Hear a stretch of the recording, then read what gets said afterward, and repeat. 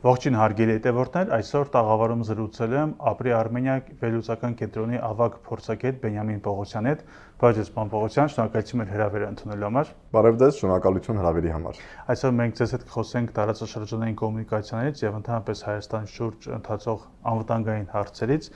եւ այսպես Հայաստանի եւ Հարավային Կովկասի մասին խոսելիս շատերը հղում են կատարում 2025-ի Վաշինգտոնյան համաձայնություններին, որպես կոմունիկացիաների եւ անվտանգային միջավայրի հետ կապված հեռանկարների առումով խոստումնալից կետ։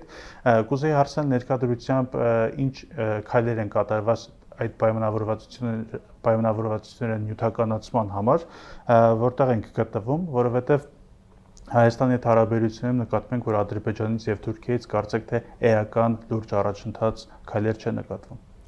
Տեսեք, նախ Վաշինգտոնյան հռչակագիրի եւ TRIP-ը ես կբաժանեի երկու մասի, առաջին զուտ TRIP, այսինքն ճանապարհը, որը կապելու է Ադրբեջանը Նախիջևանի հետ, եւ երկրորդ ընդհանուր տարածաշրջանային ապաշրջափակում, որը իհարկե ենթադրում է նաեւ Հայաստան-Թուրքիա սահմանի ամբողջական բացում, Գյումրի-Կարճ երկաթգծի գործարկում, Նախիջևանի տարածքով Հայաստանը Իրանին կապող երկաթգծի գործարկում։ Եթե խոսում ենք ավելի նեղ զուտ Ադրբեջանը Նախիջևանին կապող այդ ճանապարհի մասին, երկաթուղի, ավտոմայրուղի եւ այլն, ապա այս պայմանությամբ կատարվում են իրավական քայլեր։ Այսինքն գիտենք ստորագրվեց համաձայնագիրը, երբ Մարկո Ռուբիոն այստեղ էր 2026-ի մայիսի 26-ին, կամ նախաստորագրվեց, հետո էլեկտրոնային ստորագրվեց այդ համաձայնագիրը։ Հիմա համաձայնագիրը կուղարկվի ազգային ժողով, ակնհայտ է որ կվավերացվի։ Գիտենք որ ստեղծվել է նաեւ այդ TRIP գումարած կամ TRIP Plus ներդրումային ֆոնդը Սոկոլովի գլխավորությամբ Ռուսաստանում ծնված հրյա բիզնեսմեն, այնուհետև պետք է կնքվի համապատասխան պայմանագիր բաժնի տոմսերի վերաբերյալ, որից հետո Հայաստանում գրանցվի TRIP զարգացման կազմակերպություն, TRIP Development Company։ Այսինքն իրավական առումով ինչ որ քայլեր արվում են, սակայն եթե խոսում ենք զուտ կոնկրետ շինարարության մեկնարկի մասին, այսինքն որպեսզի սկսվեն շինական աշխատանքներ երկաթգծի կամ մայրուղու, այստեղ առայժմ ոչինչ չկա եւ անկեղծ շատ բարդ է ասել, որ նույնիսկ եթե այս իրավական գործընթացը ընդունենք կավարտվի 2026 թվականի ավարտին։ Այսինքն մենք արդեն կունենանք Հայաստանում գրանցված այդ TRIP-ի զարգացման կազմակերպությունը, TRIP Development Company, բայց արդյոք 2027-ի սկզբին կսկսվի ռեալ շինարարություն։ Մենք տեսնում ենք, որ առնվազն երկու պետություն կա, որոնք, այսպես ասեմ, ունեն մտահոգություններ TRIP-ի հետ կապված՝ Ռուսաստան եւ Իրան։ Ընդ որում երկուսն էլ հստակ արտահայտում են իրենց մտահոգությունները։ Այս Միացյալ Նահանգների Իրան պատերազմը, որը մի պահ թվում էր կարծես դադարեց, հիմա նորից վերջում է, այո, ել ավելի է բարդացնում իրավիճակը։ Հետեւաբար նույնիսկ TRIP-ի փաստացի իրականացման հետ կապված ես այս պայմանությամբ ապագան որոշակի մշուշոտ եմ տեսնում։ Այն որ իրավական գործընթացները կավարտվեն մինչև 2026 թվականի ավարտը, դա երևի թե կլինի։ Բայց արդյոք մենք ունենանք ակտուալ շինարարություն, դա մի փոքր բարդ է ասել։ Հիմա եթե ավելի լայն կտրվածքով ենք նայում, այսինքն ընդհանուր ապաշրջափակում ներառյալ, ինչպես ես նշեցի, Հայաստան-Թուրքիա, Գյումրի-Կարճ երկաթգիծ, Նախիջևանի տարածքով Հայաստան-Իրանին կապող երկաթգիծ, այստեղ ընդհանրապես առայժմ որևէ առաջընթաց չկա։ Մենք տեսնում ենք, որ Ադրբեջանը շարունակում է երկու բան պնդել, առաջին, հնարավոր չի ստորագրել խաղաղության պայմանագիր, մինչև Հայաստանում չեն կատարվում սահմանադրական փոփոխություններ, եւ երկրորդ, չպետք է լինի հայ-թուրքական ամբողջական կարգավորում, քանի դեռ չկա Հայաստան-Ադրբեջան խաղաղության պայմանագիր։ Այս պայմանությամբ, քանի դեռ մենք գտնվում ենք այս պարադիգմի մեջ, որ ես անվանում եմ արատավոր շրջան, ակնկալել, որ տարածաշրջանային հաղորդակցության ուղիների լայն իմաստով ապաշրջափակում է լինելու, ցավոք սրտի դեռևս չի կարելի։ Այո, գալով արատավոր այդ շղթային, որովհետև Վաշինգտոնյան համաձայնությունները բացի այդ TRIP-ից եւ շինարարական ինչ-որ process-ներից նաև ընդհանրում էր նպաստելու հարաբերությունների կարգավորմանը։ Հիմա եթե գալով հարաբերությունների կարգավորմանը եւ ես առաջի հարցում ես նշեցի, որ էական առաջընթացներ չի լինում։ Այ ինչպես եք տեսնում, ինչպես կարելի է կոտրել այդ արատավոր շղթան, որովհետև դուք էլ քանիսից նշել եք, որ Ադրբեջանը պատրվակ է նաև օգտագործում հարաբերությունները չկարգավորելու առումով։ Արդյոք դա ընդհանրապես ուժի մեջ է եւ ինչպես կոտրել այդ շղթան։ Դա անverջ տեսականորեն ընդհանրապես 3 տարբերակ կա շղթան կոտրելու։ Տարբերակ համար 1 Հայաստանում անցկացվում են այդ համանդրական փոփոխությունները եւ մենք վերջապես համոզվում ենք, սա Ադրբեջանի համար պատրվակ է թե նախապայման։ Եթե պատրվակ է, ապա Ադրբեջանը ելի չի ստորագրում խաղաղության պայմանագիր եւ առաջ է քաշում այլ պատրվակ։ Եթե պատրվակ չէ, ես պնդել եմ որ պատրվակ է, բայց եթե պատրվակ չէ, ուրեմն Հայաստանում կատարվում են համանդրական փոփոխություններ, հանրաքվե, խորհրդարանում ընդունվում են որոշումներ, ստորագրվում է խաղաղության պայմանագիր, բացվում է հայ-թուրքական սահման։ Անկախ նրանից սա Ադրբեջանի համար պատրվակ է թե ոչ, սա բավականաչափ բարդ գործընթաց է, բոլորս գիտենք խորհրդանական ընտրությունների արդյունքները, եւ նույնիսկ եթե քաղաքացիական պայմանագրին հաջողվի ստանալ այդ պակասող 6 կամ 7 ձայները եւ խորհրդանում հաստատել նոր սահմանադրության տեքստը, ապա հանրաքվեի արդյունքները շատ կասկածելի են։ Բացի այդ, դա կնշանակի նոր քաղաքական բևեռացում եւ հավելյալ ներքաղաքական ցնցումներ Հայաստանում։ Բայց ամեն դեպքում սա ճանապարհ համար 1։ Եվ հնարավոր է նույն արդյունքը չստանան ինչ խորհրդանքում։ Բայց նորից եմ ասում, սա երաշխավորված չէ, որովհետեւ սա կարող է Ադրբեջանի համար ընդհանրապես լինել պատրվակ եւ նույնիսկ համադրության փոփոխությունից հետո Ադրբեջանը չստորագրի, եւ բ հանրաքվեին մենք կարող ենք ունենալ բացասական ելք։ Տարբերակ 2. Ադրբեջանը համաձայնվում է ստորագրել խաղաղության պայմանագիրը առանց համանդրական փոփոխությունների։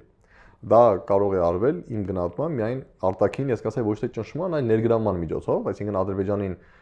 եւ ճնշել եւ միևնույն ժամանակ ինչ որ հավելյալ բաներ առաջարկել եւ գուցե Ադրբեջանը օրինակ կարող է ասել շատ լավ, ես հրաժարվում եմ համանդրության փոփոխությունից, բայց խնդրում եմ չեղարկեք 1989 թվականի դեկտեմբերի Խորհրդային Հայաստանի Գերագույն խորհրդի եւ Արցախի ազգային ժողովի այդ որոշումը վերամիավորման մասին։ Եվ այդ դեպքում գուցե եւ հնարավոր կլինի նախագահ Ալիևին համոզել, որ սա եւս ինչ որ կերպ փարատում է քո կասկածները։ Բայց դա նույն բանը չէ բանփոխության, ինչ որ նոր համանդրության ընդունումը։ Տեսեք,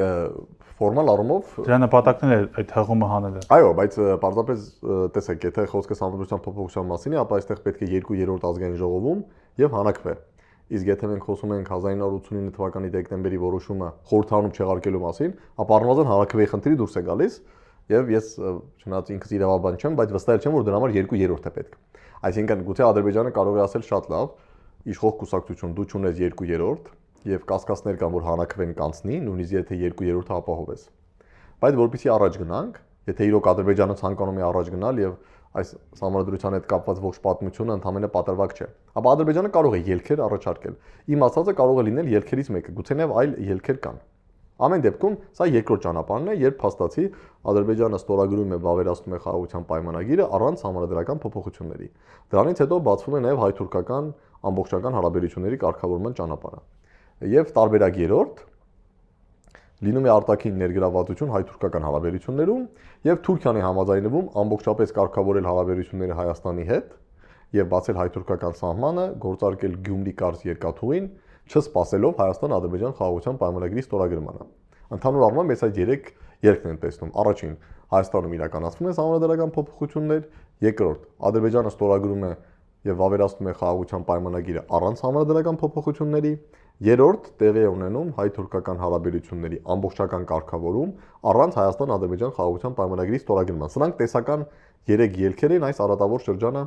կոտրելու համար։ Ինչը պետք է ստիպի այդ դեպքում երրորդ տարբերակի ժամանակ Թուրքիային դիմելու այդ քալի։ Տեսեք, հետաքրքիր հարց եք տալիս։ Հասկանալի է, որ այստեղ հիմնական դերը վերապահված է Միացյալ Նահանգներին կամ Եվրոպական միությանը, բայց եւ նրանք ունեն առաջարկներ Թուրքիային, որի դիմաց Թուրքիան կարող է գնալ հայ-թուրքական հարաբերությունների ամբողջական կարգավորմանը, չսպասելով Հայաստան-Ադրբեջան խաղաղության պայմանագրի ստորագրմանը։ Այստեղ խնդիրը նա է, որ օրինակ եթե վերցնենք Միացյալ Նահանգներ-Թուրքիա հարաբերությունները, տարբեր հարցեր կան եւ Թուրքիան մի շարք ակնկալիքներ ունի Միացյալ Նահանգներից։ Բոլորը դրա մասին գիտենք։ Սկսած F-16-ների վաճառք, F-35-երի վաճառք, հիմա քննարկվում է թուրքական այդ Կահան ինքնաթիռի համար թուրքական ամերիկյան շարժիչների վաճառք եւ այլն։ Ամբողջ խնդիրն է, որ այս պայմանությամբ կարծես թե ԱՄՆ-Թուրքիա հարաբերություններում հայ-թուրքական հարաբերությունները առաջնային դեր չեն զբաղեցնում։ Եվ նույնի դեպ նաև ԵՄ-Թուրքիա հարաբերություններում։ Թուրքիան էլ որոշակի պահանջներ կամ ակնկալիքներ ունի ԵՄ-ից, օրինակ վիզաների ազատականացում, մաքսային նոր պայմանագրի ստորագրում, որը գրեթե 3 տասնամյակի պատմություն ունի։ Այստեղ իհարկե մի փոքր այլ է, որովհետև կա Հունաստան, կա Կիպրոս, որոնք առաջընթացը կասեցնում են, բայց եթե հնարավոր լիներ, օրինակի համար նույն ԱՄՆ-Թուրքիա հարաբերություններում հայ-թուրքական հարաբերությունների դերը բարձրացնել, այսինքն որպեսզի ոչ թե բանակցությունների ժամանակ դա լիներ 27-րդ կետը, որին նույնիսկ ժամանակ էլ չի մնում հասնել, այլ գոնե լիներ 10-րդ կետը, որին կողմերը գոնե 10 րոպե ժամանակ կարող են տրամադրել, ապա այդ դեպքում կարծում եմ կա հավանականություն, որ հնարավոր կլինի այս արատավոր շղթան կոտրել Թուրքիայի միջոցով։ Բայց նորից եմ ասում, դա կլինի միայն այն դեպքում, եթե հայ-թուրքական հարաբերությունների կարգավորումը օրինակի համար դառնա ԱՄՆ-Թուրքիա հարաբերություններում կարևոր բաղադրատար, այլ ոչ թե հարց, որը քննարկվում է բանակցությունների վերջին 1 րոպեվա ընթացքում եւ ընդհանրապես շատ թռուցիկ կերպով։ Այսինքն եթե այդ հայ-թուրքական հարաբերությունների օրակարգը բարձրանա թուրք-ամերիկյան բանակցություններում, ապա Թուրքիայի ակնկալիքը դա այդ թեման բարձր գնով վաճառելը լինելու է այսինքն Միացյալ Նահանգների կողմից զիջում կամ փոխշահավետ գործարքի մաս է, դա այդ գինը նաև վճարելու է Հայաստանը։ Չէ, ես մոտավորապես դա այդպես եմ պատկերացնում, օրինակ, եթե ի վերջո լինելու է թուրք-ամերիկյան պայմանավորվածություն F-16-ի կամ F-35-ի հետ կապված կամ ինչ որ պատժամիջոցների ժամանակավոր չեղարկելու համար, որտեղ գիտեք, պատժամիջոցների մի մասը կոնգրեսն է սահմանել եւ Թրամփը առավելագույնը կարող է ժամանակավորապես չեղարկել։ Բայց նույնիսկ այդ ժամանակավոր չեղարկման համար փաթեթի մաս կարող է դառնալ նաեւ հայ-թուրքական սահմանի բացում, այսինքն Միացյալ Նահանգները կատարում է ԱԲԳ, օրինակի համար ժամանակավորապես չեղարկում է ինչ-ինչ պատժամիջոցներ, որի արդյունքում Թուրքիան կարողանում է գնել F-16 կործանիչները։ Դրա դիմաց բնականաբար Թուրքիան ինքը պետք է կատարի մի քանի քայլ։ Եթե այդ մի քանի քայլի մեջ Միացյալ Նահանգները տեղավորեն նաև հայ-թուրքական սահմանի ամբողջական բացումը, այդ դեպքում մենք ունենանք որոշակի փաթեթ։ Միացյալ Նահանգները Թուրքիային տրամադրում է ինչ որ բաներ, դրա դիմաց Թուրքիան կատարում է ինչ որ քայլեր, այդ ինչ որ քայլերից մեկը դառնում է հայ-թուրքական հարաբերությունների ամբողջական կարգավորումը նախքան Հայաստան-Ադրբեջան խաղաղության պայմանագրի ստորագրումը։ Նման փաթեթի արկայությունը կամ այսպես ասենք թուրք-ամերիկյան համաձայնությունը նման փաթեթի շուրջ դա հնարավոր է, բայց իհարկե այստեղ կարող է հարց առաջանալ, իսկ ինչու պետք է Միացյալ Նահանգները հայ-թուրքական հարաբերությունները բարձրացնեն ԱՄՆ-Թուրքիա հարաբերությունների որպես առաջնային խնդիր։ Այստեղ կարող է դեր խաղալ այն, որ բոլորս էլ գիտենք, որ սկսած 1990-ականներից Միացյալ Նահանգները միշտ էլ ցանկացել է հայ-թուրքական հարաբերությունների կարգավորում, եւ դա դիտել է կարևոր տարր Հայաստանում ռուսական ազդեցության նվազեցման ուղղությամբ։ Եվ չնայած Թրամփի երկրորդ վարչակազմի ժամանակ շատ են խոսում, որ ԱՄՆ-Ռուսաստան հարաբերություններում կան դրական միտումներ, բայց խորքային իմաստով չեմ կարծում այդ քաղաքականությունը փոխվել է։ Այսինքն Միացյալ Նահանգները շարունակում է հետաքրքրված մնալ, որպեսզի հարավային Կովկասում ռուսական ազդեցությունը թուլանա, եւ ավելի կոնկրետ, որպեսզի Հայաստանում ռուսական ազդեցությունը թուլանա։ Ակնհայտ է, որ հայ-թուրքական հարաբերությունների ամբողջական կարգավորումը բերելու է Հայաստանում ռուսական ազդեցության թուլացմանը։ Դա կարող է լինել պատճառներից մեկը, ինչու պետք է Միացյալ Նահանգները հայ-թուրքական հարաբերությունների կարգավորումը ներառեն Թուրքիայի հետ իրենց հարաբերություններում որպես կարևոր հարց, որպեսզի հասնեն Հայաստանում եւ դրա միջոցով հարավային Կովկասում ռուսական ազդեցության նվազեցմանը, օրինակի համար։ Այսինքն ընդհանրապես այս արատավորը շղթան կոտրելու համար Հայաստանը ինչ որտեղ նաև պետք է շտապի, ինչ որ ուղերձներ հղելով կամ աշխատելով Միացյալ Նահանգների հետ։ Եթե խոսում ենք Միացյալ Նահանգների հետ կապված, ապա կարծում եմ հնարավորությունների պատուհանը երևի մինչև տարեվերջ է։ Բոլորս գիտենք, որ նոյեմբերին սպասվում են միջանկյալ ընտրություններ։ Ենթադրվում է, որ գոնե ներկայացուցիչների պալատը կանցնի դեմոկրատական կուսակցության վերահսկողության ներքո, ինչը ենթադրում է, որ դեմոկրատական կուսակցությունը կսկսի տարբեր հետաքննություններ սկսել Թրամփի եւ նրա ընտանիքի դեմ, չի բացառվում անգամ իմպիչմենտի գործընթացի մեկնարկ, որը կարող է երբեք հաջողությամբ չավարտվել, բայց այս բոլոր իրավական գործընթացները հսկայական ուժ եւ ռեսուրսներ կխլեն Թրամփի վարչակազմից։ Եվ նաեւ անձամբ Թրամփից, որ իհարկե նաեւ պետք է մտահոգվի 2028-ից հետո իր իրավական անվտանգության եւ իր ընտանիքի իրավական անվտանգության վերաբերյալ։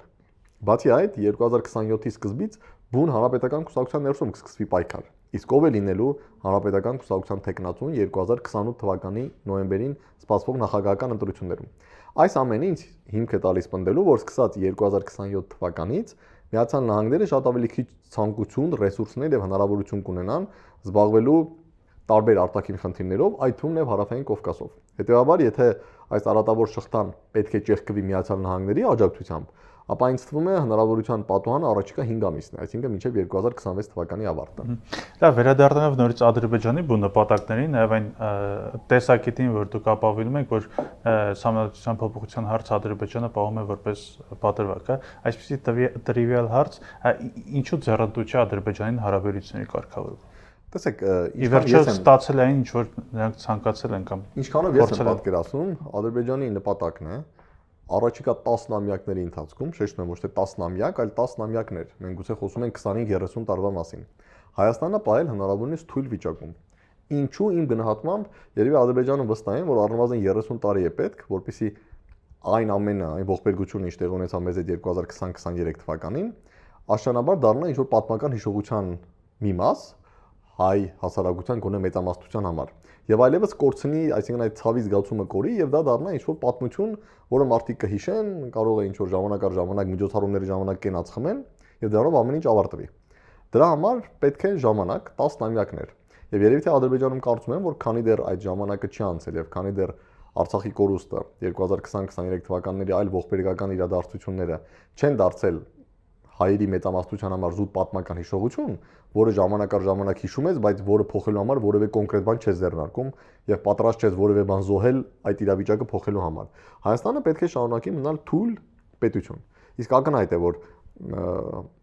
հայ-ադրբեջանական հարաբերությունների ամբողջական կարգավորումը, խաղաղության պայմանագրի ստորագրումը, Թուրքիայի սահմանի ամբողջական բացումը դժվար թե տեղավորվում է Հայաստանը թույլ պահելու տրամաբանության մեջ, որտեղ եթե չկա խաղաղության պայմանագիր, նշանակում է մենք ապրում ենք ոչ պատերազմ, ոչ խաղաղության վիճակում։ Այո, 2024-ի փետրվարից սահմանին զոհեր չկան, կրակոցներ չկան, 2.5 տարի։ Եվ այս իրավիճակը կարող է շարունակվել եւս 2.5 տարի, աստված տա, որ շարունակվի 7.5 տարի։ Բայց քանի դեռ ինստիտուցիոնալ առումով չկա խաղաղություն, ապա միշտ կա վտանգ, որ այս իրավիճակը ոչ պատերազմ, ոչ խաղաղություն։ Մենք հիմա այս իրավիճակին մոտ ենք, այսպես ասենք, ավելի շատ խաղաղությանն ենք մոտ, բայց խաղաղություն չի։ Բայց որևէ մեկը չի կարող երաշխավորել, որ 5, 7, 10 տարի հետո իրավիճակը չի փոխվի դեպի ավելի շատ դեպի պատերազմ։ Լավ, բայց այսինքն այն ծրագրերը, որոնք որ քննարկվում են հիմա լինի դա թրիփը կամ պետությունների այլ շահեր, եւ նաեւ այն, որ Ադրբեջանը ինքն է ընդունում, որ դե ֆակտո խաղաղություն է, այսինքն դա հնարավորություն կտա ձգել այնքան որքան որ ցանկանան։ Տեսեք, դե ֆակտո խաղաղությունը, օրինակ, նախ մի բան։ Այդ հայտարարությունը իրենց դեմ այդ դեպքում չի աշխատում։ Տեսեք, նախ ըստ Ադրբեջանի կամ այսպես ենք Ադրբեջանի որոշ շրջանակների խաղաղության համաձայնագրի ստորագրումը եւ թրիփի գործարկումը իրար հետ կապված չեն։ Այսինքն իրենք ասում են, որ նույնիսկ եթե խաղաղության համաձայնագիրը չի ստորագրվում, ապա թրիփը պետք է աշխատի, որտեղ մենք պետք է ստանանք մեր անխոչնդոտ անցումը դեպի Նախիջևան։ Այսինքն բեռներ կգան, բայց դա չի նշանակում, որ այսինքն ըստ Ադրբեջանի պատկերացումների կամ որոշ շրջանակների պատկերացումների ընդունենք չկա խաղաղության պայմանագիր, այս վիճակն է։ Սահմանում չկան կրակոցներ, Ադրբեջանի տարածքով մենք շարունակում ենք տանանցիկ բեռներ ստանալ Ռուսաստանից եւ Ղազախստանից, գնում ենք Ադրբեջանից բենզին եւ դիզել վառելանյութ եւ գործարկվել է թրիփը եւ Ադրբեջանից գնացքները գնում են Նախիջևան, Նախիջևանից էլ Թուրքիա։ Բայց Հայաստան-Թուրքիա եւ Հայաստան-Ադրբեջան մնացած սահմանները մնում են փակ, բայց տնտեսական փոխգործակցությունը շարունակվում է։ Այսինքն այն ինչ կա հիմա, գումարած Ադրբեջան-Նախիջևան կապը։ Դա Ադրբեջանի համար շատ ընկալելի իրավիճակ է եւ դա հնարավորություն կտա մի կողմից ունենալ թրիփ, մի կողմից ունենալ սահմանափակ տնտեսական փոխգործակցություն, բայց մյուս կողմից չունենալ ինստիտուցիոնալիզացված խաղաղություն, շարունակել պահել Հայաստանը կիսամեկուսացված վիճակի մեջ, այսինքն չկա հայ-թուրքական ամբողջական սահմանի բացում։ Զարգ չտալ նաեւ այլ կոմունիկացիաների խոչը։ Այո, չկա Հայաստանի կապ Իրանի հետ Նախիջևանի տարածքով եւ այդ վիճակը կարող է շարունակվել եւս 10 կամ 15 տարի։ Հասկանալի է։ Մյուս թեմային անդրադառնանք Ռուսաստանի դերին ընդհանրապես, բայց այդ դա կուզեի նաև դիտարկենք Ռուսաստան, Ադրբեջան օրերս հայտարարված հարաբերությունների կարգավորման համատեքստում քաղաքական առումով ինչ է սա նշանակում, դրա նշանակությունը էլի ինչպես կողմերը եկան եւ ինչ է տալու դա կողմերին, եւ ընդհանրապես Լավրովը Բայրամովի հետ հանդիպանը խոսեց 20 որ աջակցում է Հայաստան-Ադրբեջան կարգավորմանը հղում անելով 2022 թվականի Եռակոմ համաձայնությունները։ Դա մի փոքր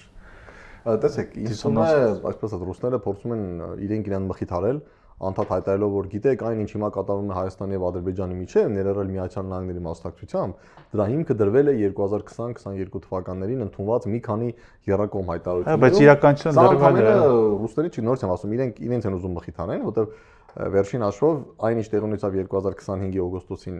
Վաշինգտոնում, դա ընդհանրապես նշանակում էր, որ հաղորդակցության ուղիների ապաշրջափակումը, որը մինչ այդ պետք է իրականացվեր Ռուսաստանի մասնակցությամբ, իրականացվել է ամերիկացիների մասնակցությամբ։ Հետևաբար այս իմաստով ասել, որ դե մենք էլ ենք մասնակցել, շատ լավ, այո, ռուսները ինչ որ աշխատանք արել են, բայց հիմա ռուսներին փափուկ ձևով ասեցին դուք ինչ արել եք, ձեզ շնորհակալություն, այժմ գնացեք այստեղից, մնացած հարցերով մենք կզբաղվենք։ Ընդ որում դա խոսում են Հարավային Կովկասի մասին, որտեղ 200 տարի ռուսները շատ մեծ ազդեցիկ դեր են ունեցել։ Հետևաբար այս առումով հղումներ տալ 2020-22 թվականի հայտարարությունները իրատեսական չէ։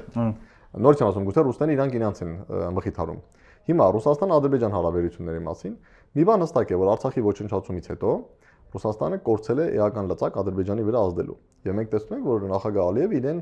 այսպես ասեմ, փորձեմ դիվանագիտական բառ օգտագործել, բավականաչափ համարձակ է պահում Ռուսաստանի հետ հարաբերություններում։ Եթե դուք նայեք Շուշիում վերջին երկու մեդիա ֆորումներում իր հայտարարությունները, թե 2025, թե 2026, երբ նա ասում է, որ Ուկրաինան երբեք չպետք է հաշտվի օկուպացիայի հետ, տեսեք, նայեք Ադրբեջանին, դուք պետք է ամեն ինչ անեք, որ վերականգնեք ձեր տարածքային ամբողջականությունը 1991 թվականի սահմաններով, այսինքն Ղրիմն էլ Ուկրաինան պետք է հետ վերցնի, եւ նույնիսկ հայտարարում է, որ այո, մենք մեր դեսպան ունենք, հղում անելով Գուսմանին, որը Ռուսաստանում շատ ազդեցիկ մարդ էր եւ ասում է, դե ինքը մեր դեսպանն էր, մեր շահերն էր, այլն մեր մարդն էր, այսինքն ասեմ, ինչ որ կիսատ ծաղրալից տոնով է խոսում Ռուսաստանի մասին։ Բայց դրանից հետո ասում եմ, որ հարաբերությունները որևէ խնդիր այլևս չկա եւ մոռացված են։ Տեսեք, հիմա չգիտեմ, ցավոք կամ բարեբախտաբար Ադրբեջանի համար Ադրբեջանի դիրքերը Ռուսաստանի հետ բավականաչափ ամուր են։ Չկա Արցախ, B Ռուսաստանը կարիք ունի Ադրբեջանի Իրանի հետ կապվելու համար։ Եվ այս կապի անհրաժեշտությունը գնալով մեծանալու է։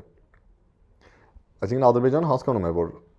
իր վրա ազդեցության լծակները Ռուսաստանի, Ադրբեջանի վրա ազդեցության լծակները այնքան էլ շատ չեն, ամենահիմնական լծակը այլևս չկա, ոչ Արցախ կա, ոչ արցախայություն կա, ոչ խաղաղապահներ կան։ Միևնույն ժամանակ Ռուսաստանը կարիք ունի Ադրբեջանի հետ բարի դերասական հարաբերությունների նույն Իրանի հետ կապված կապ հաստատելու համար եւ Ադրբեջանը այո, առայժմ իրեն կարող է թույլ տալ եւ մենք տեսանք նույն երբ որ Պեսկովին հարցրին,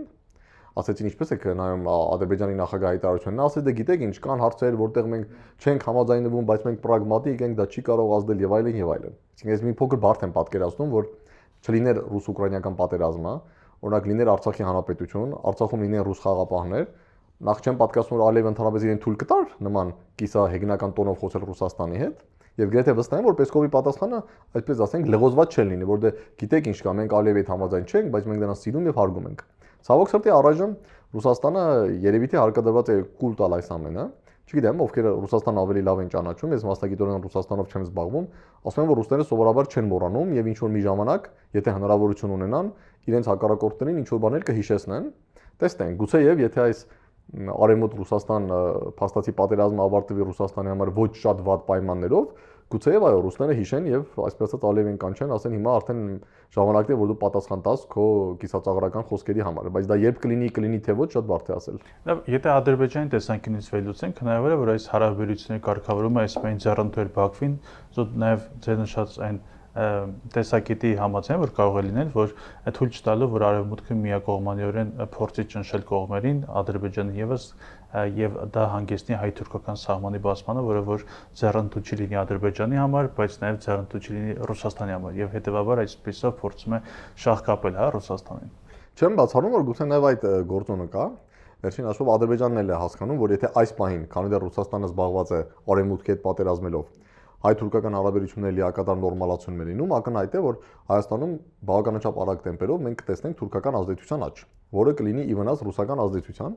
եւ դա որևէ մեկը չի կարող ինձ համոզել, որ դա բխում է Ռուսաստանի շահերից։ Նույնիսկ եթե Ռուսաստանի արգոսնախարարը ամեն օր ասում է, որ այո, մենք ամբողջությամբ աջակցում ենք հայ-թուրքական հարաբերությունների կարգավորմանը։ Չեմ բացառում, որ Ադրբեջանի հաշվարկի մեջ նաեւ դա կա։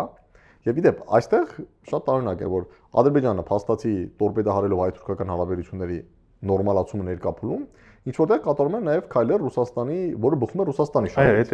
Հիմա ինչքանով է սա, այսպես ասենք, նաև Ռուսաստանի խնդրանք, ես անկեղծ ասած չգիտեմ եւ չի ուզենա մեկնաբանել, որ գուցե նաև Ռուսաստանն է Ադրբեջանին ասում, որտեվ առանց Ռուսաստանի էլ, ես նշեցի, Ադրբեջանը ունի իր սեփական պատճառները, թույլ չտալու հայ-թուրքական հարաբերությունների կարգավորում։ Ըստ երևույթին այստեղ հաճելին համատեղում են օգտակար հետ, այսինքն իրենք իրենց շահերից ելնելով թույլ չեն տալիս հայ-թուրքական հարաբերությունների կարգավորում, բայց նաև հասկանում են եւ ռուսներն են հասկանում, որ դա ինչ որտեղ այս բանին բխում է Ռուսաստանի շահերից։ Եվ դա գուցե փորձում են օգտագործել Ռուսաստանի հետ ինչ-ինչ հարցերում որոշ փոխըմբռումների հասնելու համար, բայց որ ընդհանուր առմամբ անկախ այս բոլոր հայտարարություններից, որ այսպես ասենք այդ ողբերգական էջը փակվել է, հարաբերությունները լիովին կարգավորվել են, այն փաստը, որ Ադրբեջանի նախագահը իրեն թույլ է տալիս հեգնալից կամ ծաղրալից տոնով խոսել Ռուսաստանի մասին եւ դրա փոխարեն Ռուսաստանը ինչ որ այսպես ասենք ոչինչ ասող հայտարարություններ անում նախագահի մամուլի խոսնակի մակարդակով, շատ բարի մասին է խոսում։ Այդ թվում նաև թե այս պայմանությամբ ինչպեսին է ուժերի բալանսը Ռուսաստանի եւ Ադրբեջանի միջեւ։ Հասկանալ է, չեմ ուզում ասեմ, որ հիմա Ռուսաստանը նույնքան հզոր է կամ Ադրբեջանը նույնքան հզոր է, ինչքան Ռուսաստանը, բնականաբար ոչ, դա կլինի աբսուրդ։ Բայց ներկա պահին կոնկրետ հարավային Կովկասի ուժերի կոնֆիգուրացիայի մեջ, այո, Ադրբեջանը կարող է իրեն թույլ տալ ժամանակ առ ժամանակ հեգնել կամ կիսածաղրել Ռուսաստանին։ Լավ, եւ վերջում խոսեցինք թե ինչու հետաքրքրված չէ Ադրբեջանը հարաբերությունների կարգավորումը, բայց նույն հարցնամ Թուրքիայի պարագայում, նաեւ շփվելով փորձագիտական դաշտի ներկայացուցիչների հետ, ըստ Թուրքիան ինչու չի գնում այդ քայլին, ակնկալիքներ ունի առաջարկների տեսքով արևմտյան գործընկերների կողմից, թե ի վերջո ինչպես ասում են Ադրբեջանն է ազդում Թուրքիայի դիրքորոշման վրա եւ արդյոք Թուրքիայի համար նույնպես ընդունելի կլինի, որ հարաբերությունները չհաստատվեն, դիվանագիտական հարաբերությունները սահմանները չբացվի, բայց թրիփի շրջանակում բեռները դիցու գնան գա։ Ես սկսեմ վերջից, միանշանակ դա Թուրքիայի համար շատ ընդունելի տարբերակ է։ Վերջին հաշվով թրիփը նաև նշանակում է Ադրբեջան-Թուրքիա կապ։ Դա միայն Ադրբեջան-Նախիջևան կապ չէ, դա Ադրբեջան-Թուրքիա կապը Ավելին նաև այլ տեղերը նախմիտի միջոցով։ Էլ չեն խոսում կենտրոնական Ասիա եւ այլն։ Հետեւաբար իհարկե, եթե ամեն ինչ մնում է այնպես ինչպես կա, բայց Թուրքիան ստանում է Ադրբեջանի հետ շատ ավելի կարճ կապ, քան ներկայիս Վրաստանի կապն է, իսկ Թուրքիան համար իդեալական տարբերակ է եւ չեմ կարծում որ որևէ մեկը Թուրքիան դրանից ցավս գա։ Երկրորդ, իհարկե, բայց նաև թուրքերն են հասկանում, որ Հայաստանի հետ հարաբերությունների կարգավորումը կբերի Հարավային Կովկասում ընդհանուր առմամբ, մասնավորապես Հայաստանում, նրանց ազդեցության հաստատմանն ու մեծացմանը, որը ընդհանուր առմամբ տեղավորվում է Ռուսաստանի հետ այդ դարավոր մրցակցության կոնտեքստում։ Հիմա ինչու այդքանին չեն գնում։ Երբ խոսում ես թուրք փորձագետների հետ, նրանք ասում են, որ թե փորձագիտական եւ թե պետական համակարգի միջին եւ նույնիսկ բարձր օղակները բոլորը անընդհատ ուղերձներ են ուղարկում նախագահի աշխատակազմ, ասելով, որ ժամանակն է, որ հարաբերությունները պետք է կարգավորվեն, Ադրբեջանի սիրում եւ հարգում ենք, բայց Ադրբեջանը չպետք է վետո իրավունք ունենա մեր արտաքին քաղաքականության վրա եւ այլն եւ այլն, բայց այսպես ասենք այդ ուղերձները գնում հասնում են նախագահական նստավայր, այն մի քանի հոգին, որոնք ամիջապես շրջապատում են նախագահ Էրդողանին եւ ինքը Էրդողանը, որը այս հարցերում միակ որոշում ընդունողն է, նա ասում է առաջում սպասեք։ Որն է սրա պատճառը, տարբեր բացատրություններ կան։ Մի մասը ասում է՝ մի մոռացեք, որ Ադրբեջանը ունի տնտեսական լծակներ Թուրքիայի նկատմամբ։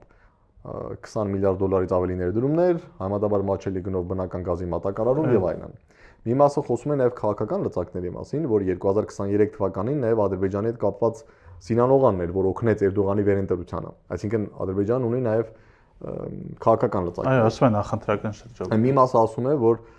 նախագահ Էրդողանին կանգնած շատ մոտ կանգնած բիզնեսմեններ, ովքեր նաև ֆինանսավորում են արդարություն եւ զարգացում կուսակցությունը եւ գուցե նաև Էրդողանի ընտանեկան բիզնեսը, իրենք միլիարդավոր դոլարների մրցույթներ են շահում Ադրբեջանում։ Այսինքն կարող է լինել նաև հանրային կարծիքի ճանաչում։ Այո, չէ, բացի այդ նաև կոնկրետ բիզնես շահեր կան, այսինքն մարդիկ, ովքեր շատ մոտ են նախագահ Էրդողանին, ովքեր ֆինանսավորում են արդարություն եւ զարգացում կուսակցությանը,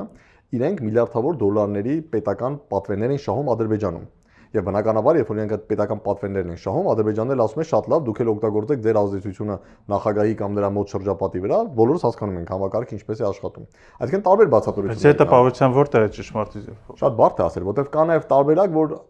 չնայած Թուրքիայի շահերից սա բխում է սահմանի բացումը, բայց իրենք մտածում են դե 10 տարի հետո էլ բացվի, մեկ մեր ազդեցությունը կունենանք, հետեւաբար Թուրքիան ընդհանրապես չէ ուզում բացի, եւ սա ընդհանրապես թուրք-ադրբեջանական խաղ է, այսինքն առանձնապես Թուրքիան էլ չի ուզում սահմանը բացի, բայց որպեսզի հայերի աչքին ավելի լավ երևա, ասում է դե գիտեք ինչ, ես ուզում եմ բացեմ, բայց այ վատ Ալիևը չի թողնում։ Նման տեսակետ էլ կա, որ իրականում Թուրքիան եւ Ադրբեջանը համատեղ չեն ցանկանում հայ-թուրքական սահմանի բացում, պարզապես կատարել են դերաբաշխում եւ ասել են, որ շատ լավ, Թուրքիան կներկայանա որպես ավելի, այսպես ասենք, հաճելի տեսքով մարդ, որը հայերին ասում է, ես դες շատ եմ սիրում, մեծ կուզենայի, որ սահմանը բացվեր, որ դուք լավ լինեք, տնտեսապես զարգանայիք, բայց վատ Ադրբեջան կա, մի հատ վատ տղա կա Ալիև ազգանունով նա չի ցանկանում։ Բայց բոլոր դեպքերում թրիփի իրագործումը չի բխում կարգավորման գործընթացը։ Չէ, իմ ամեն դեպքում թե Թուրքիայում եւ թե Ադրբեջանում գտնում են, որ այո, նույնիսկ եթե չկա խաղաղության ստորագրված պայմանագիր, չկա հայ-թուրքական հարաբերությունների կարգավորում, դա չպետք է լինի խոչընդոտ թրիփի իրականացման համար։ Թրիփը պետք է իրականանա եւ Թուրքիան պետք է ունենա իր կապը Ադրբեջանի հետ։ Շնորհակալություն զրույցի համար։ Շնորհակալություն։ Հարգելի դեպորտներ, հիշեցնեմ, որ զրուցում էի Ապրի Արմենիա վերլուծական կենտրոնի ավագ փորձագետ Բենյամին Պողոսյանի հետ։ Շնորհակալություն, կհանդիպենք։